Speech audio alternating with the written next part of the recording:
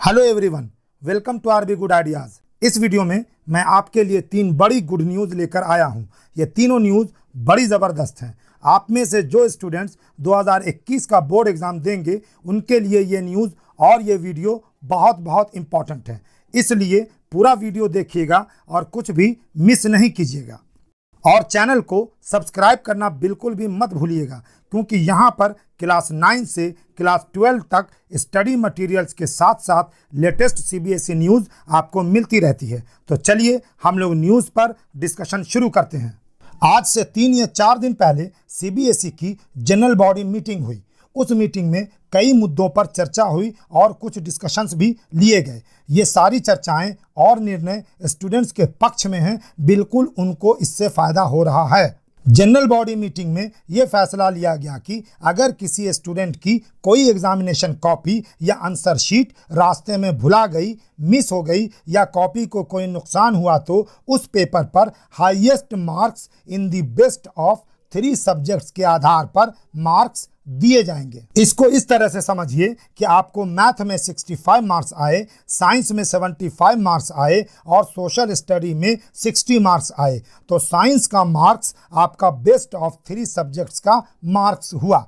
अब आगे समझिए, आपने एग्ज़ाम दिया नोएडा से, आपकी कॉपी वहां से चेकिंग के लिए चंडीगढ़ भेजी गई, लेकिन रास्ते में ही आपकी कॉपी खो गई, या फिर चंडीगढ़ में कॉपी भी चेक हुई और मार्क्स भी मिले, लेकिन जब टेबुलेशन के लिए कॉपी दिल्ली लाई जा रही थी तो रास्ते में आपकी कॉपी गुम हो गई। तो ऐसे में आपको इंग्लिश के पेपर में भी 75 मार्क्स मिलेंगे, जो कि आपके साइंस के मार्क्स के बराबर होगा, क्योंकि आपका साइंस का marks best of 3 subjects marks है। भले ही आपने इंग्लिश में 55 मार्क्स का ही लिखा हो, लेकिन आपको 75 मार्क्स मिल जाएंगे। इस तरह कॉपी गुम होने पर आपको मार्क्स और बम्पर मिलेंगे।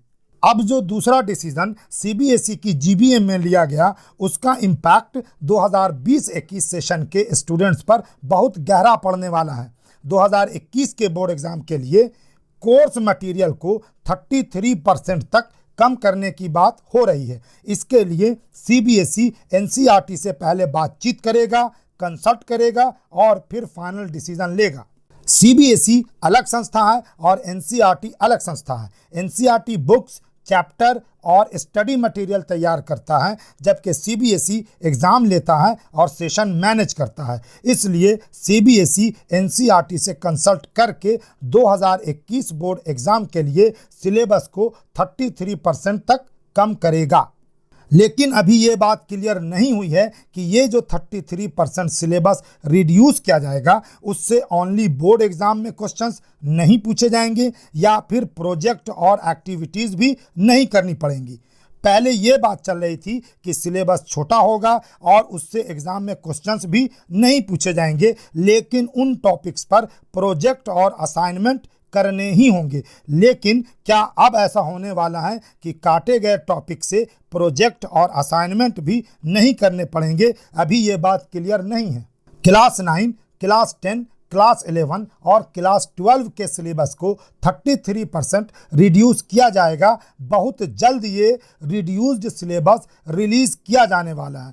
30 जून तक इस रिड्यूस सिलेबस को रिलीज़ किया जाना था, लेकिन जून तो एंड हो गया। अब जुलाई के फर्स्ट वीक में ये रिड्यूस सिलेबस पक्का रिलीज़ हो सकता है। इसमें लेट हो रही है, इसका ये मतलब है कि अभी सीबीएसई और एनसीईआरटी में सिलेबस को रिड्यूस करने के सिस्टम पर सही से अंडरस्टैंडिंग या मैकेनिज्म नहीं बनी है। अब तीसरी खुशखबरी पर चलते हैं। कोविड-19 के कारण सारे स्कूल्स, कॉलेजेस और कोचिंग्स 26 मार्च से ही लगभग में बंद हैं और 31 जुलाई तक पक्का बंद ही रहेंगे।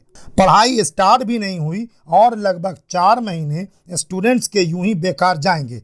तब फिर ऐसे में तो पढ़ने पढ़ाने के लिए मुश्किल से 6 से 7 महीने का टाइम बचेगा। 7 महीने में सिलेबस को पूरा करना और प्रिपेयर करना नामुमकिन नहीं तो बहुत मुश्किल ज़रूर है। इससे स्टूडेंट्स पर प्रेशर बिल्डअप हो रहा है। इस प्रेशर को कम करने के लिए और स्टूडेंट्स के लिए प्रिपरेशन को थोड़ा आसान करने के लिए सीबीएसई ने एक प्रपोजल लाया है। प्रपोजल ये है कि इस बार 2021 के बोर्ड एग्जाम में क्वेश्चन पेपर में 50% MCQ दिए जाएं और बाकी 50% में थ्योरी बेस्ड सब्जेक्टिव क्वेश्चंस पूछे जाएं।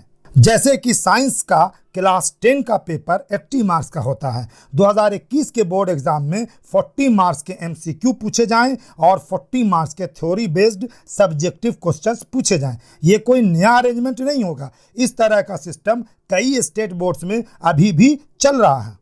अगर ऐसा होता है तो आप ही सोचिए कि 10 या 12 वाले स्टूडेंट्स को कितनी आसानी होगी। 3 घंटे का पेपर होता है, 40 MCQ को करने में आपको कितना टाइम लगेगा? ज़्यादा से ज़्यादा 1 घंटा। फिर भी आपके पास लगभग 2 घंटा बचेगा, यानी 4 मार्क्स के एक क्वेश्चन का आंसर देने के लिए आपको लगभग 12 मिनट अवेलेबल होंगे। आप बड़ी आसानी से सोच कर आंसर बनाकर लिख सकते हैं।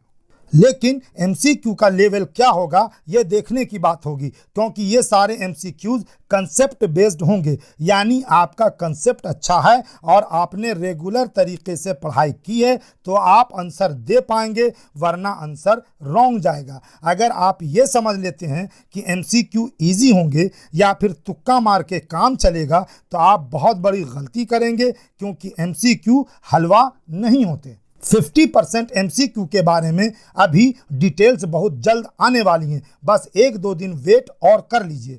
इन सारी इंफॉर्मेशन की बेस जो न्यूज़ है उसकी लिंक डिस्क्रिप्शन में है, आप क्लिक करके सारी न्यूज़ डिटेल से पढ़ सकते हैं। अब अगर क्वेश्चन पेपर में 50% MCQ आते भी हैं तो पढ़ाई में समझौता बिल्कुल नहीं करना है। समझौता करके क्या लाभ होगा और रिजल्ट ही ख़राब होगा। इसलिए जो टाइम बचा है उसमें स्टडी करते रहिए, क्योंकि MCQ कैसे आएंगे, थ्योरी कैसी होगी, पेपर कैसा होगा, ये सब कुछ आने वाला टाइम बताएगा। तो अभी के लिए इतना ही।